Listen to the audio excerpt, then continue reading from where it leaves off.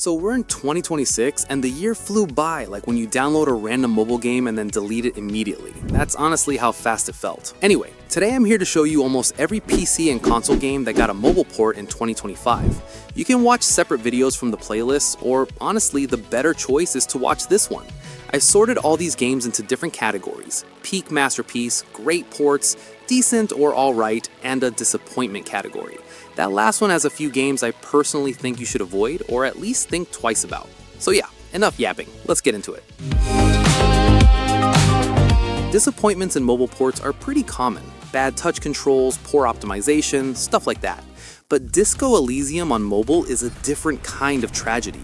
This isn't a technical failure, it's an intellectual one. Disco Elysium is a groundbreaking RPG where you play as an amnesiac detective in the city of Revachol. Unlike almost every other RPG, there's no combat at all. Everything is handled through dialogue, skill checks, and the voices in your head, which are basically your skills talking to you. On PC, this game is an award-winning masterpiece, but on mobile, it's a huge disappointment, and there are several reasons why. On PC, you freely walk around the city and explore naturally. On mobile, that freedom is gone. The game is broken into chapters or levels, and you're stuck in small areas. Movement is handled by swiping between static screens, almost like a visual novel, instead of actually exploring the world. The developers even said they redesigned the game for shorter attention spans, and honestly, it shows. The experience feels more linear, some content from the original version is missing, and the depth that made the PC version special just isn't fully there anymore. On top of that, there are frequent soft lock, so yeah, Disco Elysium on mobile is a disaster. If you want to experience this game properly, just play it on PC. Next up is BlazBlue Entropy Effect. When this game first came out on mobile, I actually liked it a lot because it was not a gacha game. I genuinely thought this was going to be a fair game. But then reality kicked in, because let's be real, almost no mobile game is truly free. It's not exactly pay to win, but more like pay to progress. BlazBlue Entropy Effect is a 2D side-scrolling action roguelite where you fight through waves of enemies and massive bosses. The combat is fast, flashy, and surprisingly deep. You can mix elemental tactics like fire, ice, and electricity to pull off crazy screen-clearing combos. Gameplay-wise, the game is genuinely great. The reason it's on this list is purely because of the monetization. On PC, it's a paid game. You buy it once and enjoy the full experience. On mobile, it's listed as free to play, which is misleading. When you reach a mission called Mind Upload 3, the game suddenly requires you to have 2 characters to continue. That's a hard progress wall for free players. This feels deceptive, and I think that's exactly why the mobile version has a low rating. The developer should have either clearly mentioned this in the description or just made the mobile port a paid game like the PC version. That said, if you're willing to spend money, the game is actually worth it. It has controller support, co-op, and solid performance. Next is Wallworld, and another disappointing port. Wallworld is a mining and base defense roguelite, very similar to Dome Keeper, but played vertically. You control a giant robotic spider climbing an endless wall. The loop is simple. You mine resources, then rush back to your spider when waves of enemies attack, using those resources to upgrade your gear. On mobile though, it just doesn't work well. The controls feel bad, the gameplay feels slow, and for me, it gets boring pretty quickly. Even gamepad support doesn't work properly. The pricing also makes no sense. On Steam, the game is around $7 with positive reviews, and right now it's on a 75% sale, so it's basically like $2. On Android, it costs about $8.50, offers a worse experience, and it's not even available on iOS. So yeah, this is easily one of the weakest mobile ports. Up next is AK Axolot. When this game first released on PC, it was already a bit of a disappointment. The gameplay was repetitive, the areas didn't change much, and that turned a lot of players off. To be fair, the developers did improve things later with the Together update, which added more variety and fixed some of those problems. But the 2025 mobile port didn't live up to that improved version, mainly for 2 reasons. First is the update lag. On PC, you now have alternate bosses and branching paths, which helps reduce repetition. On mobile, the game feels stuck in the older, linear version.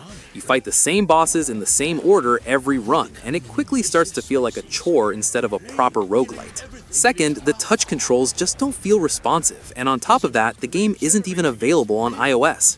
If the developers bring the mobile version up to date, this game could honestly be much better. It does have a unique idea going for it. Between runs, you return to a pond hub where you raise baby axolotls. You feed them, play mini-games, and eventually turn their happiness into permanent upgrades or even new playable characters. The concept is great, the mobile execution just isn't there yet. Next is Crunchyroll Shogun Showdown. Don't get me wrong, this game is amazing on every platform, including mobile. The problem isn't the gameplay at all, it's the monetization. On mobile, this is basically a $12 game, and if you're not a regular Crunchyroll subscriber and you want to play the game on mobile, you have to buy the subscription and you're forced to finish the game within 1 month. Gameplay-wise, Shogun Showdown is a turn-based tactical roguelite, often compared to a 2D version of Into the Breach. You play as a lone warrior on a single row of tiles facing waves of enemies where every move matters. Instead of attacking instantly, you queue up your moves, then unleash them on the next turn. You can bait enemies into killing each other, dash through them, or knock them into pits. Great game, bad mobile pricing. If you can, just buy it on PC. So now we're moving on to decent ports. First up is Deep Rock Galactic Survivor. On Steam, this game has very positive reviews. I never played it on PC, but when I tried the mobile version, I honestly didn't enjoy it that much. The gameplay feels repetitive. Most of the time, you're just moving in circles and avoiding enemies, and it gets boring pretty fast. That's my personal opinion, of course, but the game also has some real issues. If you have a low-end phone, just forget it. Don't even install the game. Even on mid-range devices, the game starts lagging badly after you buy the full version. On iOS, optimization seems fine, but on Android, there are a lot of complaints. Gameplay-wise, this is a single-player auto shooter, similar to Vampire Survivors with roguelite elements. You play as a lone dwarf, mining gold and nitro while your guns fire automatically at huge waves of bugs. Next up is Poppy Playtime Chapter 4. A lot of people really love this series. Personally, I'm not a huge fan, but that's not why it's in this category. It's here because the mobile port has real issues. First, Chapter 4 actually looks worse than Chapter 3. The graphics feel downgraded, which is strange for a newer chapter. On top of that, the game has bugs. There are also performance problems. The game lags, and in certain areas, it can even crash. And that's a big problem.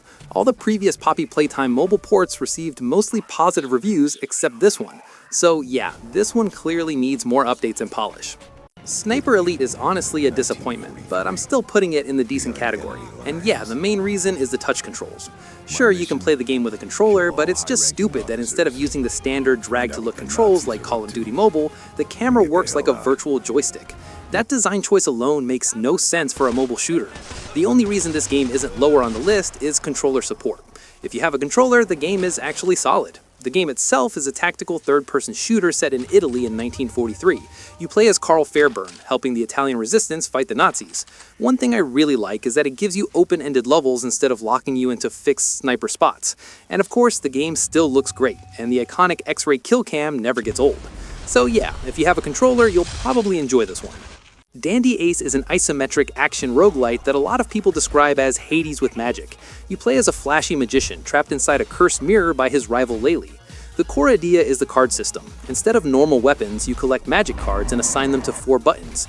Each slot also has a sub-slot, so you can combine cards and create over 1,000 different spell combos, like turning fireworks into exploding poison trails. On paper, it's a cool system. The problem is the mobile version.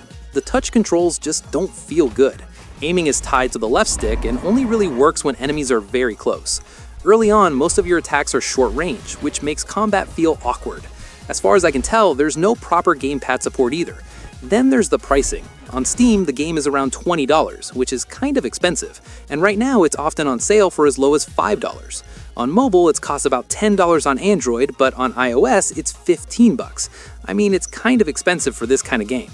So yeah, the game itself is fine, but because of the controls and the pricing, I really can't recommend Dandy Ace on mobile.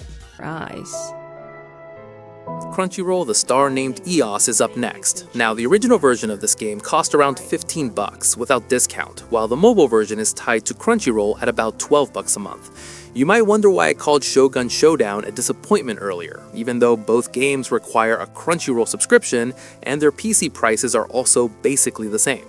The reason isn't the price, it's the type of game. Shogun Showdown is a roguelike, which means it's built around long runs and replayability. If you're busy or don't play every day, it can take a while to really finish it, and paying a monthly subscription for that kind of game just doesn't feel great.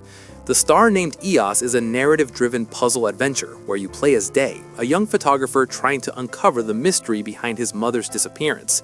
The game takes place in gorgeous, hand-drawn 360-degree environments. You don't just take random photos, you have to find specific objects and recreate old photographs your mother sent you. Now, I'm not sure if this has been fixed, but some players reported a serious camera bug. When you open the camera, the game becomes unplayable, and because of that, some people can't even get past the first 15 minutes. Aside from the camera issue, most players would agree this is actually a good game. Fly Punch Boom is up next. This is a high-velocity arcade fighting game that looks like a Saturday morning cartoon and plays like an over-the-top anime fight. You're flying at insane speeds, smashing your opponent into skyscrapers, asteroids, and even through the center of the planet. The combat uses a rock-paper-scissors system. When you clash with an enemy, time slows down, and you have to quickly choose between hit, throw, or counter. Each option beats one and loses to another, so timing matters. That said, the game feels kind of weird at first. You don't really understand what's going on early on, and it feels like you're just mashing buttons. After some time, it might make more sense, but for me, it never fully clicked. That's why I'm putting Fly Punch Boom in the alright tier. Up next is Shin-Chan, Shiro, and Coal Town. Now, this one isn't as bad as the previous Crunchyroll games when it comes to monetization. Honestly, the game itself is really fun, and the monetization isn't too bad either.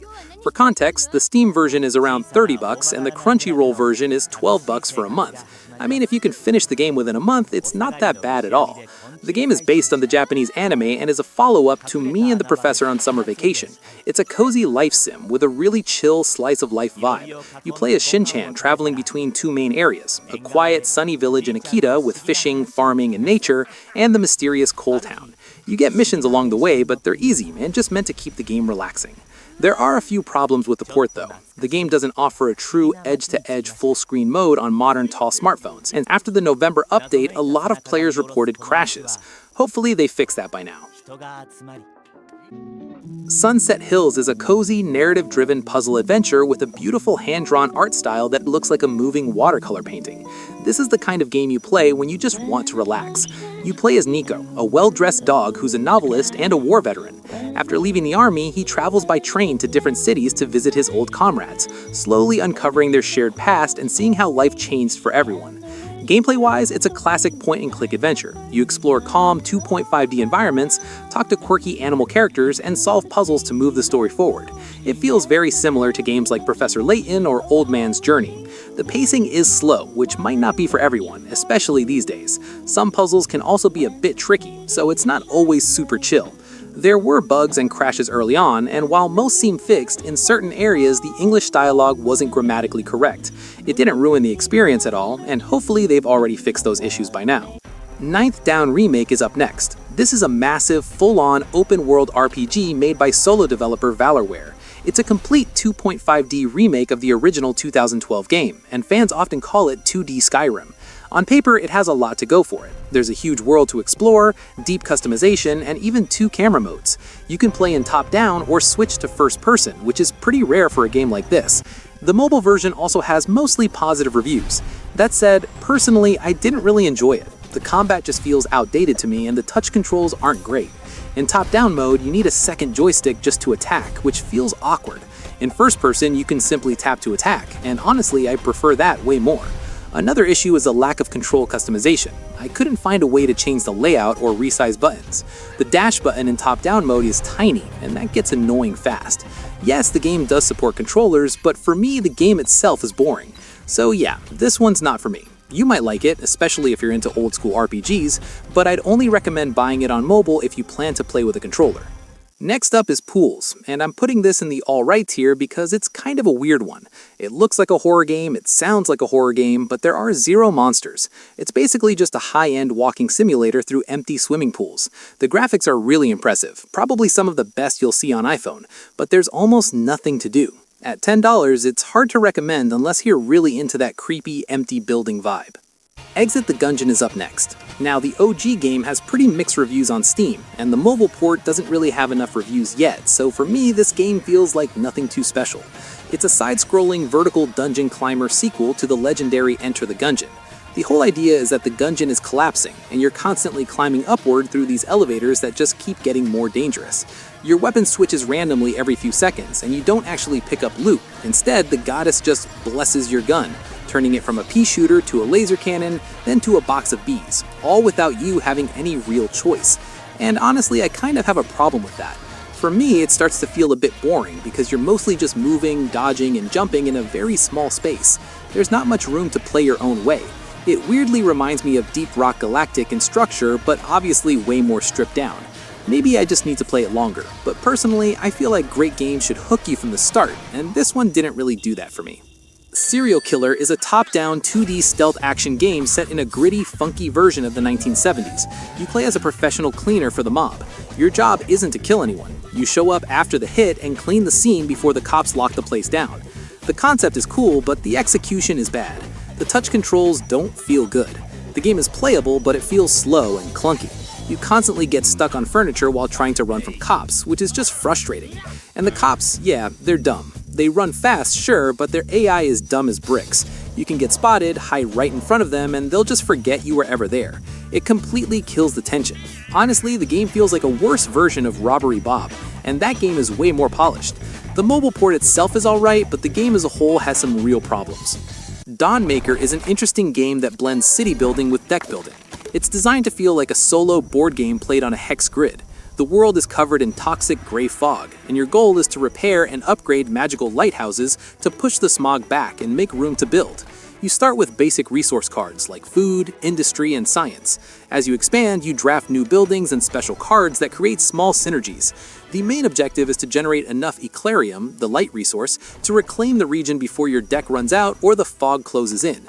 The idea is solid, but the game lacks depth. There aren't many meaningful choices, and after a few runs, it can start to feel repetitive. Compared to something like Slay the Spire, which is deeper, this feels a bit too simple. If this game were priced lower, like around $3, I'd probably recommend it. As it is, it's just okay. So now we're moving into the good ports category. These are games that actually recommend if you're into this kind of genre. First up is Thronefall. This is actually a pretty good deal. The original and the mobile version cost the same, and you can grab it for around $6 on the Epic Game Store app, which is honestly a W. As for the game itself, Thronefall is a minimalist strategy game that cuts out most of the annoying busy work from traditional RTS games. During the day, you build your kingdom using a single resource, gold, and everything is pre-placed, so it's all about smart choices. At night, enemies attack, and instead of just watching towers, you directly control your king or queen and fight with your army. Progression is simple but satisfying, with new weapons, perks, and modifiers to keep things fresh. Touch controls feel great, reviews are very positive, and there are minimal issues overall, and it's very close to a masterpiece. Hitman Absolution is up next. Originally released in 2012, it was ported to mobile in late 2025 by Feral Interactive. Unlike most Hitman games that focus on large social stealth sandboxes, Absolution is much more linear and narrative-driven. It plays more like an action movie thriller, where you sneak through checkpoints, hide in shadows, and take out targets. On mobile, you're getting a proper AAA experience. That said, even most Hitman fans agree that Absolution is the weakest game in the franchise. Still, as a mobile port, it's solid. If you have the right phone, this is a good AAA experience to have on mobile. Hitman World of Assassination is, I think, the most expensive game on mobile right now, at around $70. And it makes sense, because this is the complete consolidated trilogy of the modern Hitman games. Hitman 1, 2, and 3 all in one package. Unlike Hitman Go or the Sniper spin-offs, this is the full social stealth sandbox experience. You play as Agent 47 in massive open-ended locations around the world. You're dropped into a level like Paris, Dubai, or Sapienza with a target, and how you take them out is completely up to you. Now, since I'm on Android and don't have an iPhone, I couldn't test this game myself, but from what I've researched, the port itself is solid. That said, some players have reported performance issues, like occasional lag, even on high-end devices like the iPhone 15 Pro Max. So yeah, it seems like the game could use a bit more optimization. Up next is Maneater. Maneater is a Shark PG open-world action game where you play as a bull shark. Your goal is simple: eat, explore, and evolve. You start as a pup whose mom was killed by a shark hunter named Scaly Pete, and now you're working your way up the food chain to get revenge. As you eat humans and other sea creatures, you get nutrients to level up and mutate your shark with new biological upgrades. It's actually pretty fun. The mobile version is about $10 cheaper than the original, and on Android, it even comes with a free trial. Touch controls work well, and you can plug in a controller if you want. Some players complain it drains battery fast, which is kind of expected for a AAA game, but better optimization would be nice. Overall, it's a solid AAA experience on mobile. Toem is a wholesome photography-based puzzle game that was a breakout indie hit on consoles before coming to mobile in late 2025. You play as a young person sent out by their nana to explore a magical phenomenon called Toem. You travel through different regions with just your camera and solve puzzles by helping quirky citizens with their photo requests, like finding a lost sock, spotting a shady figure, or capturing a rare animal. You can store all your photos in your album as you go. The puzzles are simple and not too difficult, which makes the game really relaxing. I do think that it would be nice if they added a traditional joystick control option alongside the original controls, but it's still a really smooth experience. Overall, Toem is a fantastic, cozy adventure that's perfect for mobile. Coming up next is Snufkin Melody of Moomin Valley, a musical adventure game where you follow Snufkin as he returns to Moomin Valley, only to find that ugly, strict parks have been built everywhere, upsetting the natural balance. Snufkin uses his harmonica, and later a flute and drum, to interact with the world. You play tunes to wake sleepy creatures, charm birds to help you, or move obstacles. Along the way, he discovers that his best friend, Moomin Troll, has gone missing while trying to protest the changes. The game itself is great, but it's very short. You can finish it in about 6 hours, so it's up to you if you want to buy it or not. Planet of Lana is a 2D cinematic puzzle adventure that feels like a mix of Inside and a Studio Ghibli movie. You play as Lana, a young girl whose sister and village get taken by these mysterious faceless machines. You're not alone for long though. Early on you meet Mui, this small cat-like creature, and the whole game is built around the bond between you two. You can give Mui simple commands like sit, stay, or help you interact with the environment. Mui can hypnotize alien creatures, chew through wires, and help solve puzzles in ways that actually feel meaningful. This is also one of the rare puzzle games I genuinely enjoyed. The touch controls are good overall. The game does feel a bit slow at times, but the controls work well and feel natural. I also really like the movement here. It feels grounded and realistic, not floaty. Another cool thing is that the game has no dialogue at all. It tells its story purely through visuals and what's happening on screen, and it works really well. There are some bugs that players have mentioned, but the devs have already said they're planning to fix them in the next update. Overall, it's a great experience and a really solid port. Blasphemous is up next. Now, for some of you, this game is a straight-up masterpiece. And yeah, that's totally fine. Blasphemous is a brutal, Souls-like Metroidvania action platformer with a dark religious horror vibe inspired by Spanish Catholicism. You play as a penitent one, the sole survivor of a massacre stuck in an endless loop of death and rebirth. Personally, I do enjoy this game. It's unique, and games like this are pretty rare on mobile, but it can definitely be frustrating at times. The biggest issue for me is the touch controls. They're not terrible, and the game is playable without a controller, but let's be honest, using a controller makes the experience almost perfect. The problem is, not everyone has one. Another thing, especially on mobile, is the parry mechanic. That can feel pretty unforgiving. And in general for me, movement is a huge deal in any Metroidvania or platforming game. If the movement doesn't feel good, I usually don't like the game. Here, the movement isn't bad at all, but the issue is that it doesn't really change throughout the entire game. You don't get that feeling of your character becoming more mobile over time, and because of that, the movement can start to feel repetitive, especially later on. This might also just come down to personal taste, because I usually prefer faster Metroidvania games with smoother movement, double jumps, and more fluid combat, like Hollow Knights or Dead Cells. Blasphemous kind of sits in the middle. It's not slow, but it's not fast either. I know in my previous video I kind of glazed this game, but this time I was playing it alongside Dead Cells, and honestly, the more I played Dead Cells, the more I started losing interest here. Dead Cells is just so fast, so smooth, and right now it's easily my favorite game on mobile. That said, Blasphemous is still goated in its own way. The combat feels heavy, every hit has weight, and it really feels like you're crushing bones. Those execution cutscenes when you finish enemies are sick, and the art style is just on another level. Overall, this is still one of the best Metroidvania games I've played on mobile, just not my personal favorite when it comes to movement.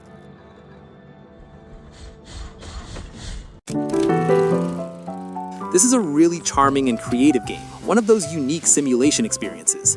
You play as a struggling puppet artist. After losing your home, you move to the seaside town of Phoenix to try and rebuild your career from scratch. The core of the game is basically a painting program. You can pull out your easel anywhere and paint whatever you want. What makes it really fun is that the NPCs aren't completely dumb. They actually notice if you make something bad, which can be hilarious. Now, this game isn't really for me because, well, I'm not great at drawing. But overall, it's a really solid port that came out in 2025. And, well, you probably know this game. Tabs Mobile is up next. We really needed Tabs on mobile, and this is actually a pretty solid port. It's also cheap, which is nice. The game offers a variety of modes: sandbox, campaign, and multiplayer, so there's a lot to do. The only real disappointment is that you need an internet connection to play even in single player, which doesn't make much sense. Other than that, some players have reported occasional lag. If your phone has less than 6 GB of RAM, it might struggle a bit, since the recommended RAM is 8 GB. So yeah, it seems like the game could use a bit more optimization. Up next is Dredge. Dredge is a game that demands patience. It's the complete opposite of Maneater, which throws you straight into the action. This game takes its time. You play as a fisherman in a mysterious archipelago. During the day, it's a cozy fishing sim where you catch fish, sell them, and upgrade your boat. That's basically the core loop. But at night, it turns into straight-up cosmic horror. And that slow pacing is exactly why the horror works. The game isn't really that scary on its own, but when you're far from home and the sun starts going down, there's real panic. You know you can't just speed back to safety. Sure, you unlock better engines later, but in the early game, there's definitely some tension. The UI is clean, but the text is small, and sometimes it's honestly hard to read. Touch controls are great, optimization is solid, and overall, it's a very good port. Up next is Besiege. And yeah, it's kind of similar to Tabs because it's also all about physics-based machines. In this game, you build medieval siege engines to destroy windmills, wipe out battalions of soldiers, and take down massive fortresses. The gameplay is pretty simple to get. You start with a core block and a toolbox full of parts, wheels, gears, pistons, and so on, and you have to engineer a machine that can complete the level without falling apart under its own weight. Once you hit play, the physics engine takes over. If your catapult is too top-heavy, it'll tip over. If your wooden beams are too close to your flamethrower, well, your machine will burn to a crisp. Beyond the main missions, there's also a huge sandbox mode, plus tons of replayability thanks to the Steam Workshop. You can download other people's machines or share your own creations with the community. Overall, it's a really satisfying game, even though the controls can be a little tricky at times.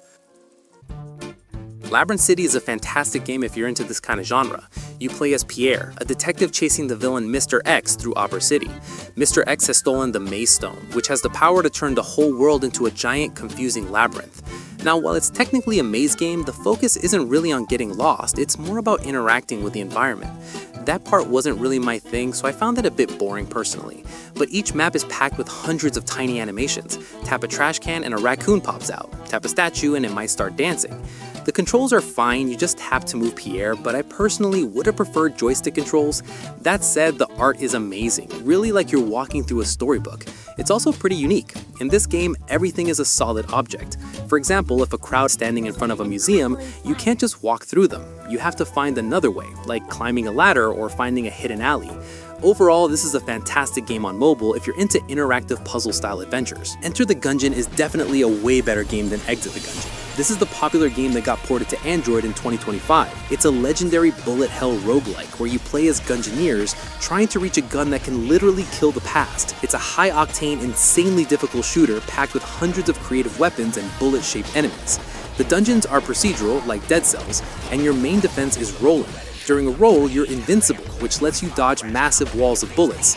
Touch controls are okay, sometimes they feel a little unresponsive, but the game is fully playable, and using a controller makes it way better. The arsenal is just insane. You've got everything from regular revolvers to a beehive that shoots angry bees, or even a unicorn horn that fires rainbows. Yeah, it's kinda weird. Personally, I definitely enjoy this game more than Exit the Gungeon and Solano. Turnip Boy Robs a Bank is up next. This is the wild sequel to Turnip Boy Commits Tax Evasion, and it's a full genre switch. The first game felt like a Zelda-style dungeon crawler, but this one is a fast-paced action roguelike. You crash a truck into the botanical bank and get 3 minutes to steal as much as you can before the police swarm the place.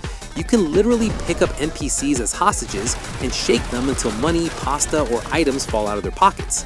Between runs, you hop onto the dark web on your computer to buy heist tools like C4, diamond pickaxes, and radio jammers so you can push deeper into the vaults.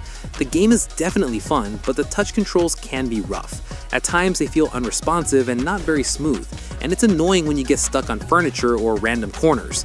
This is one of those games that's highly recommended with a controller. Songs of Conquest Mobile is up next. I didn't actually play this one because, well, there are just too many games, and this one's a bit expensive at $12. Cheaper than the original though.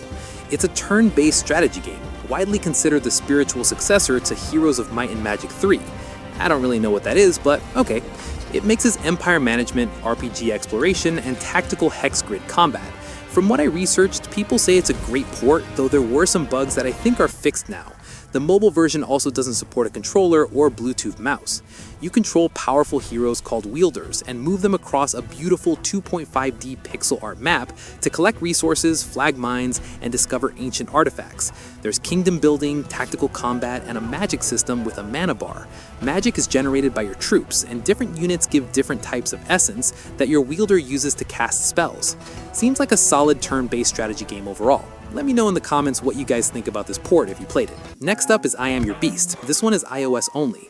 The game is split into small levels that you can clear in under 60 seconds. You're dropped into the North American wilderness with simple objectives like kill everyone, destroy the satellites, or reach the extract. From what I've seen and researched, the game has very positive reviews, and people say it's genuinely fun with simple, responsive controls. I can't put this in the masterpiece category since I haven't played it myself, but if you've played it, let me know where you'd rank it. Cat Quest 3 is up next. I played the first game on Android and I didn't like it, mainly because of how the controls worked for an action game. It really needed proper touch controls, like a joystick, a manual attack button, and a dash or parry. Dodging enemy attacks felt awkward. With the third game, they actually fixed a big part of that. They added manual attack buttons and dodge buttons, which is a huge improvement. I'm not 100% sure how movement feels yet, but this alone already makes it better than the first game. This one is also iOS only. Cat Quest 3 is a 2.5D open-world action RPG, but this time it drops the usual fantasy setting and goes full pirate mode. For the first time in the series, you get a fully upgradable ship. You can fight naval battles, fire cannons at pirates, and even use the ship to solve puzzles. It's very much an RPG-light experience. No complicated stat management, just swap gear and your stats change instantly. It's clearly made for comfy, relaxed play sessions. This is a bullet heaven survival roguelike that feels like it was plugged straight from the 90s. People often compare it to a vampire survival game mixed with Diablo. Personally, I'm not the biggest fan of either of those, but I don't hate them either. That said, I actually like this game more than Deep Rock Galactic. The good thing is you don't need a high-end phone to run it smoothly, unlike Deep Rock. You're dropped into a dark arena and have to survive for 30 minutes against thousands of monsters. Your character attacks automatically, but you have to move to dodge and manually aim your abilities to thin out the crowds. What's cool is that you can actually find real gear, helmets, rings, boots, that change your stats. You can even save items by sending them back to camp for future runs, and every run ends with a boss fight. Overall, it's a solid game, and you can even try it for free if this kind of thing is your cup of tea.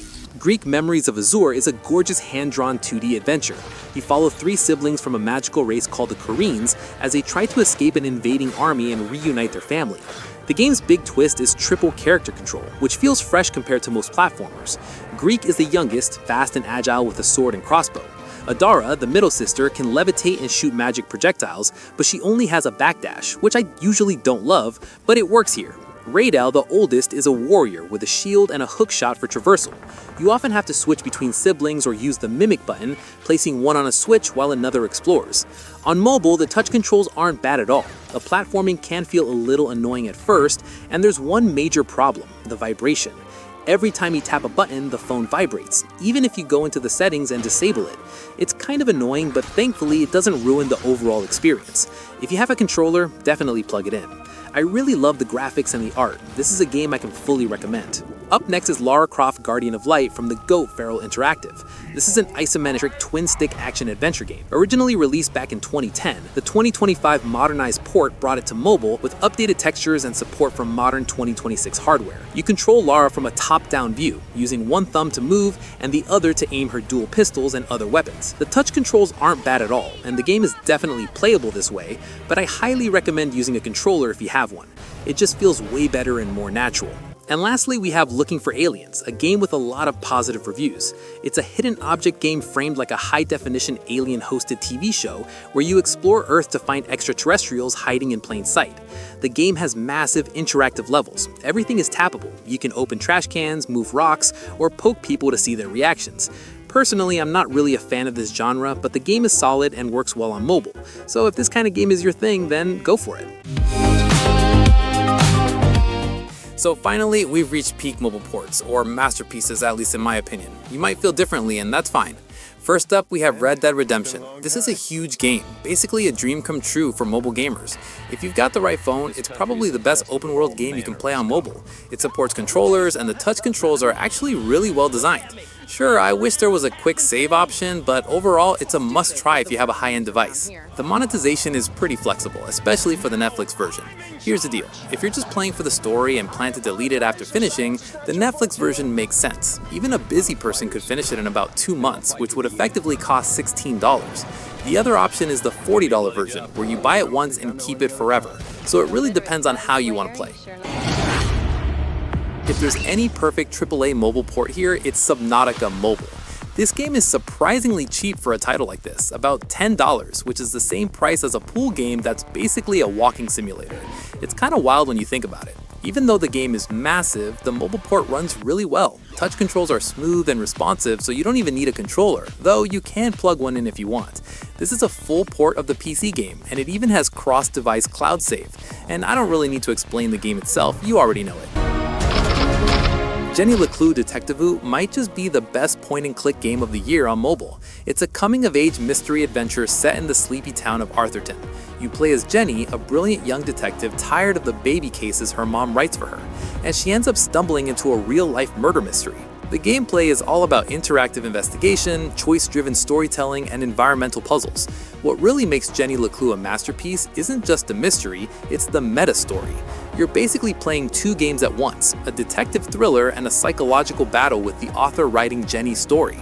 Every choice you make doesn't just affect Jenny's journey, it can change the author's mind too. It's layered, clever, and really makes you think about how stories are made. And don't even get me started on the art, it's gorgeous. The voice acting is spot on as well. Honestly, I'm just waiting for the next sequel. Normally, I'm not a big fan of puzzle games, but this one is special.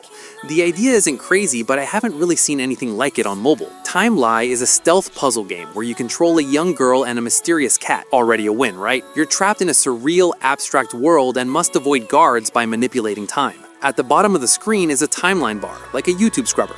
You can rewind the past or preview the future. You control both the girl and the cat, often making the cat meow in the future so the girl can slip past a door in the past. Every small move ripples through the timeline, and if you're a second late, you'll see your future self get caught before it even happens. Once everything is lined up, you hit play, and the UI disappears. You watch a seamless, real-time cinematic of the girl and cat moving perfectly through the level. It's kind of like playing chess in your head and seeing your moves unfold exactly as planned. This one's definitely a must-try.